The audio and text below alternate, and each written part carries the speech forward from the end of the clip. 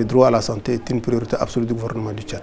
Et surtout, le président de transition veille personnellement sur l'exécution, la mise en œuvre et la meilleure gouvernance des ressources. Il faut dire que le droit à la santé est reconnu par toutes les nations du monde depuis 1948 dans la Constitution de l'Organisation mondiale de la santé.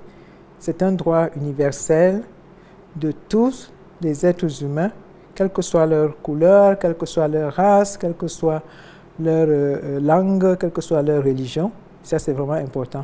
Maintenant, en termes de message, ce que je voudrais vraiment transmettre, c'est que la santé commence par chacun de nous. Chacun a un rôle à jouer et chacun, à son niveau, doit contribuer au droit à la santé en commençant par respecter des mesures simples de prévention des maladies, comme le lavage des mains. Nous avons vu pendant la COVID, les gens ont dû réapprendre à se laver les mains, et ça c'est important. La vaccination dont on parle tous les jours, c'est une mesure de prévention qui est gratuite, surtout pour les enfants. Nous avons l'assainissement. Quand vous habitez dans un environnement qui est salubre, qui a plein de moustiques, vous risquez d'attraper par exemple le paludisme. Vous avez la pratique régulière du sport pour pouvoir prévenir certaines maladies qui sont liées à le fait qu'on soit assis, qu'on reste sur place, à la sédentarité. Nous avons également comment bien manger. Donc tous ces aspects-là contribuent à la santé. Si vous mangez mal, vous allez vous retrouver soit dans l'obésité, soit dans la malnutrition. Les partenaires et les secteurs de la santé travaillent ensemble. Il s'agit d'une seule équipe. Mais retenez que la santé seule ne peut pas résister aux immenses défis.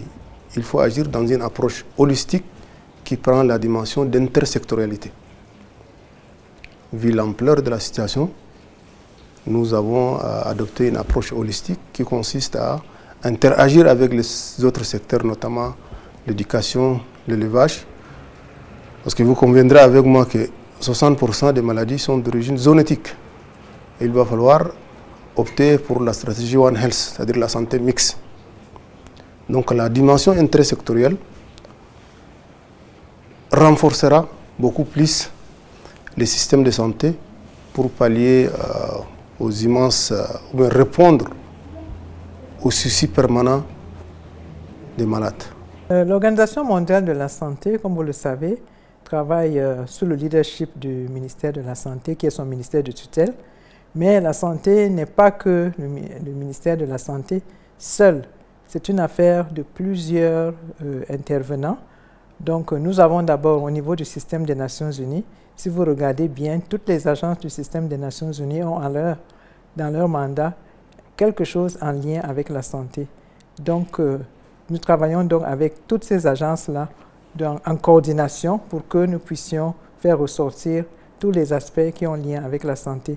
Pour nous, tous les enfants ont droit à la santé, à la nutrition et également à un accès à l'hygiène et à l'assainissement.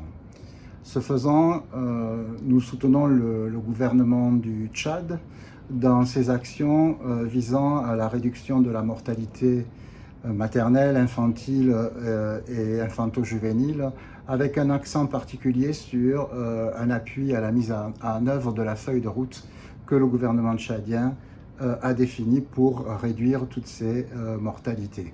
L'UNFPA agit pour que la santé et les droits sexuels et reproductifs continuent d'être une préoccupation centrale du développement. Une bonne santé sexuelle et reproductive engendre un état de bien-être total sur le plan physique, mental et social. J'aimerais mettre en avant le fait qu'au moment où je vous parle, une grande partie des migrants n'ont toujours pas un accès ou un accès complet aux soins de santé, souvent selon leur statut, selon leur parcours. L'accès aux soins de santé, tout comme l'éducation d'ailleurs, est un droit fondamental, un droit humain fondamental qui demande à être défendu partout sur la planète. Il y a des défis immenses à relever. Il y a des pressions externes sur le système de santé liées à l'afflux massif de réfugiés qui a provoqué des déplacés internes, mais également des déficits concernant les ressources humaines. Vu le volume et l'ampleur de la situation, nous avons, de concert avec les partenaires techniques et financiers, en train de vouloir renforcer le système par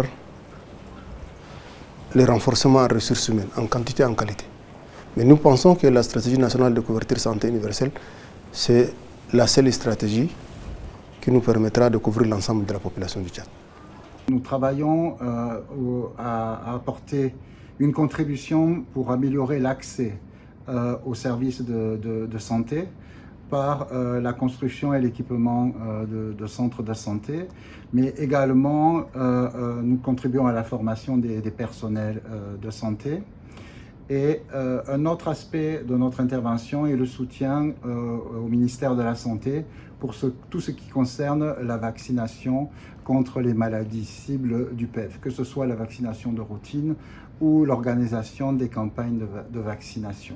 La question du droit à la santé est une question extrêmement importante. Et nous veillons pour que le droit à la santé devienne une réalité. Et il faut agir sur la gouvernance du secteur de la santé, pour ne laisser personne. La santé est un droit absolu de l'ensemble de la population.